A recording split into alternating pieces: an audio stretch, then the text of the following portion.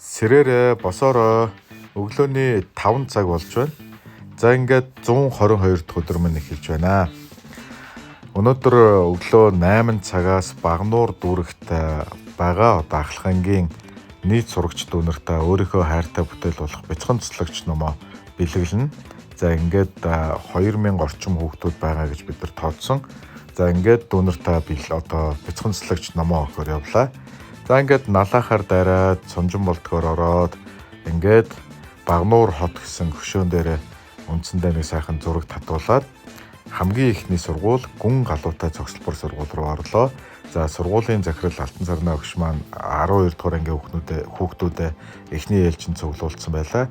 За ингээд Хавдур цангийн зүгээс бяцхан цэцлэгч номоо бэлгэлэх ажлын маань манай ууган цэцэг аргаа ухааны доктор мундаг эмч найз маань ингээд ивент тгсэн. Ингээд ууган найзтайгаа хамтдаа дараагийн сургууль одоо оюуны одоо сургууль байгаа. Яг одоо би боловсрол сургууль дээр ирсэн байна. Бяцхан туслагч номыг Багнуурын нийт сурагчтай дүнгүй бэлгэлэхэд дэмжсэн ууган цэцэг найзтай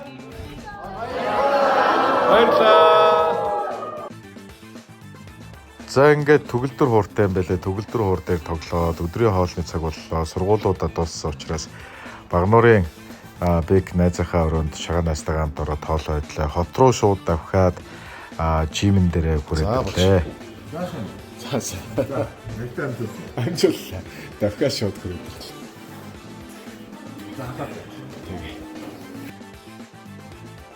За ингээд халаалт руугаа орлоо. 10 минут гүүгээд ингээд дасгалаа хийлээ. За багш ингээд зааварчилгаа үндсэндээ өгөөд өнөөдөр гарын дасгал нэлээд их хийлээ. За энэ олсноос татаад доошоо болгох тохоо гадагшаа дотгошоо байна гэх мэтлэн ингээд жижигхэн үе мөчний нааша цаашаа хөдөлгөөн хүртэл аль хэсэг рүү болчоо орохгүй гэд маш нарийн бас эн чин техниктэй юм байна. За эхнээс нь техникээр нь сурахын давуу талыг эзэмшихийн тулд би одоо гамбаа өгч дээр явж байгаа. За ингээд өргөх тусам дараагийн гантилуудын жин бас ихсэж. За тэгээд гамбаа өгч чинийг эцэг нэг хараатахыг гэсэн. Тэгээ ер нь бол сүүлийн 2 өдөр бас ингээд хүндрээгүй явж байгаа. За тэгээд ногоогоо нэмэх хэрэгтэй, усаа сайн уух хэрэгтэй гэж багш нэлийн зөвлөж байлаа.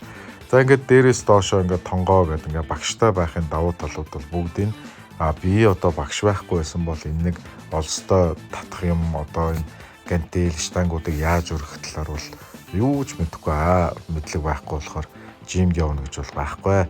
За ингээд нийт дасгалуудын дараа багш энэ нэг төхөөрөмж рүү ор гэсэн. За гараа дээшлүүл гэсэн. Яг энэ хүндийн төвийн одоо ямар их үйлчлэл нөлөөлдөг гэдгээр энийг бас мэдэрч ялаа. Гараа жоохон дээшээ ингээд өргөнгүүт ингээд толгоогоороо доошоо ингээд уруу хараад 5 орчим минут бас боллоо. За эхний ээлжинд энэ бол бас ингээд шууд толгоороо цус ороод их л эвгүй санагдчихлаа. За ингээд 5 минутын дараа босоод ирлээ. Нэх гоё амарцсан юм шиг гоё болчихдөг юм байна лээ. За ингээд өнөөдрийн дасгал бол гарлуу 5 ээлжээр ингээд орлоо. Хэвлийн дасгалаа хийлээ.